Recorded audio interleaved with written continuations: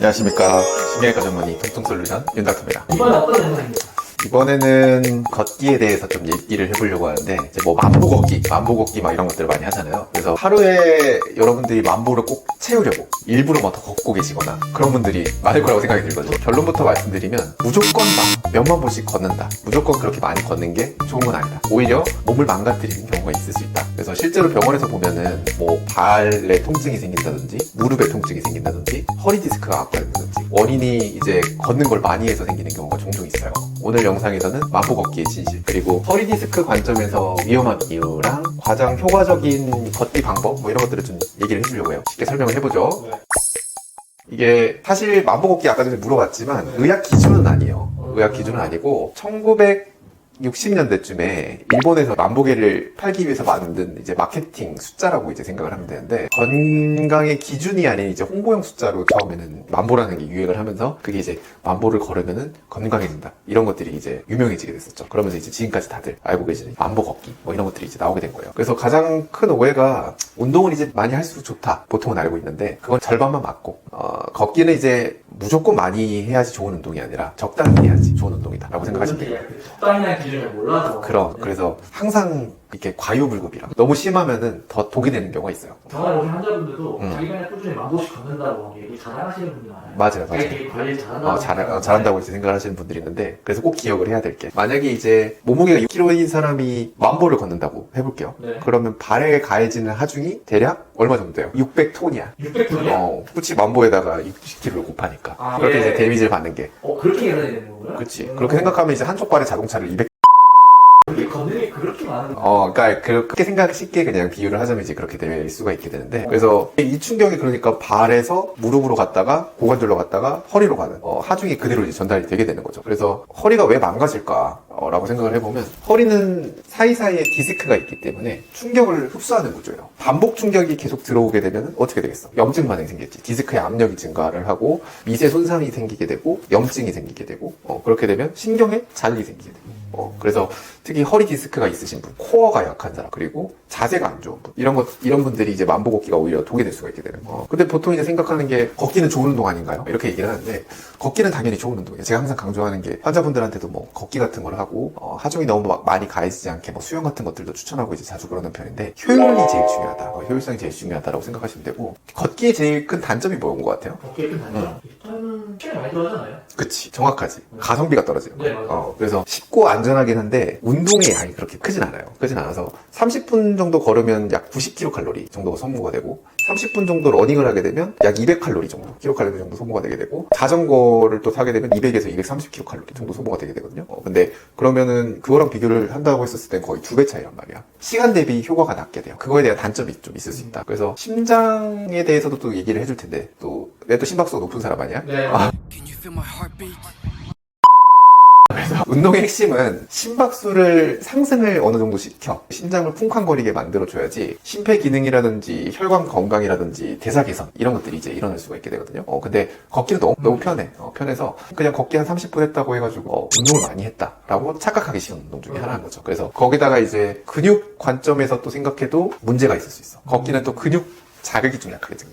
약하기 때문에 근육이라고 하는 거는 우리 몸의 공장이거든요. 공장인데 혈당을 조절시키고 지방을 연소시키고 에너지를 생성시킨단 말이야. 이게 전부 근육에서 발생을 하게 되는데, 걷기만 하면은 근육이 자극이 별로 없으니까 이 공장이 돌아가지 않게 되는 거예요. 그래서 생기는 문제가, 나는 엄청 막 열심히 걷고 하루에 시간을 몇 시간씩 투자를 해서 열심히 걸었는데 살이 빠지지 않아. 결론적으로 살이 빠지지 않고, 허리는 허리대로 약해지고 무릎도 약해지고 체력도 늘어나지 않아. 그래서 열심히 했는데 변화가 없으니까 또 걷지 않아. 그러면서 그런 악순환이 이제 반복되게 되는 거예요. 그러면 하루에 그럼 뭐 너무 많이 걷지도 말고 너무 적게 걷지도 말고 몇 보 정도가 이제 적당하냐, 이런 식으로 질문을 많이 하시는데, 보통 한 7,000보에서 80,000보 정도는 적당하다. 1일 기준으로. 예, 충분하다. 그 이상은 이제 칼로리를 소모하는 거 외에 추가 효과가 이제 별로 없다 라고 생각을 하시면 되겠네요. 그래서 진짜 중요한 기준 같은 경우는 WHO의 기준이 주에 150시간. 주에? 주에 150시간이라고 하면은 일주일을 7일로 나누면 20분에서 30분 정도 운동을 하면 충분하다. 그래서 뭐 7,000보, 8,000보 정도 걷게 된다라고 하면 그 정도 하더라도 어느 정도 충분하다는 얘기가 나오게 되고, 그래서 많이 걷는 게 중요한 게 아니라 어떻게 걷는 게 중요하다. 그래서 어떻게 걷는 게 중요한 거는 제가 또 지난 영상에서도 이제 많이 다뤄줬긴 했지만 발 뒤꿈치 뭐 그때 설명했었을 네. 때도 다리에 힘을 주고 이렇게 어느 정도 이제 골반이라든지 허리 쪽에 요추의 전만이라든지 허리라든지 골반 쪽에 엉덩이 힘을 딱 주고 걷는 자세 그런 것들이라든지 뭐 걸을 때도 이제 빠른 걸음으로 좀 걸어서 근육의 긴장과 수축을 어느 정도 주면서 이제 걷는 게 운동이 충분히 될 수가 있거든요. 일반 사람들이 걷는 것처럼 그냥 아무 생각 없이 전이 이제 걷거나 이제 그러는 거는 크게 도움이 되지 않을 수가 있어요. 그래서 운동을 항상 시작을 할 때는 몸에 딱 긴장을 해주고 그 근육을 같이 느끼면서 그렇게 걷는 게 도움이 될 수 있다. 그러면 지금 앞에 막 얘기하셨는데 그럼 만보걷기는 계속하면 안 되는 건가요? 건강한 사람 같은 경우는 괜찮아요. 괜찮은데 통증이 있거나 허리 디스크에 문제가 있거나 그리고 발이라든지 무릎 쪽에 문제가 있는 분들 같은 경우는 좀 조심하는 게 좋겠죠. 그럼 또 그럴 때는 어떻게 해야 되나? 그럴 때 이제 보통 말씀을 드리는 게 물 안에서 걷는 거. 아, 수영. 재활치료 같은 것들도 그런 데서 많이 하잖아요. 그러니까 중력의 하중이 그렇게 많이 걸리지 않는 곳에서 운동을 해가지고 거기서 어느 정도 통증을 가라앉히고 근육량을 좀 상승을 하신 다음에 다시 밖에 나와서 그때 다시 이렇게 걷게 되는 거를 보통 추천을 해드려요. 그러면 아까 허리 디스크 환자도 걷기 하면 안 된다고 말씀하셨는데 그럼 진짜로 뭐 할 게 있을 게 있나요 그러면? 걷기가 안 된다면? 걸어야지. 안 걸으면은 더 나빠지게 되는데 근육이 더 빠지면서. 그러면 이제 아까 말했던 7,000보, 8,000보만 기준 잡아놓고 하는 거. 기준을 잡아놓긴 하지만 보통 이제 허리 디스크에 통증이 있는 환자들 같은 경우는 오래 걷기를 굳이 추천드리진 않고요. 그러니까 네. 제가 말씀드렸던 게 만보라고 막 기준을 잡았던 건데 이제 오래 걷는 거를 이제 기준을 잡은 거거든요. 오래 걷는 게 그렇게까지 좋지가 않다라는 걸 설명을 드렸던 거니까 그렇게까지 오래 걷지 않고 인터벌을 주는 게 중요해요. 빠르게 걸은 다음에 짧고 여러 번. 짧게 걸었다가 그 다음에 좀 쉬었다가 짧게 걸었다가 그 상태에서 짧고 여러 번 걷게 되면 심박수가 늘어나는 효과가 있게 되면서 짧은 시간에 이제 어느 정도 운동이 될 수가 있게 되는 거죠. 그래서 아까도 또 말씀을 드렸었지만 걷기만 한다고 해서는 근육이 생기지 않아요. 근육이 생기지 않기 때문에 반드시 이제 뭐 스쿼트라든지 하체 운동 뭐 이런 것들을 이제 같이 병행해가지고 운동을 하는 게 근육량을 키울 수가 있겠죠. 코어 운동을 사실은 병행을 해가지고 운동을 해주는 게 제일 좋아요.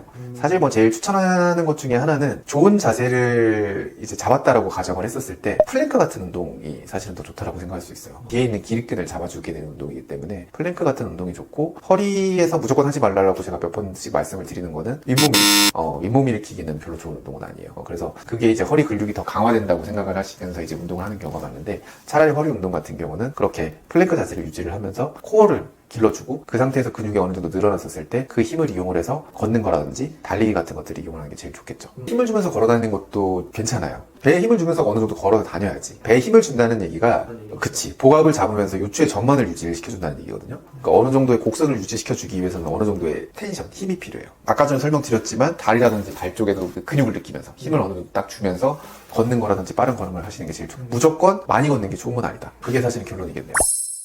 그 환자분들 중에 복압 받는 그런 감각을 아예 모르시는 분들이 많아요. 네. 그래가지고 허리 보호대를 착용을 한 다음에 걷는 거는 어떻게 생각하세요? 매우 좋지 않아요. 매우 좋지 않아요. 그러니까 좋지 않다라고 하기보다는 그런 걸 먼저 물어봤나? 허리가 너무 아파. 허리가 너무 아파서 운동을 해야 되는데 도저히 못하니까 허리 보호대를 차가지고 걷는 게 낫냐 안 낫냐 그런 질문이라고 하면은 그거는 어느 정도 도움이 될 수 있어요.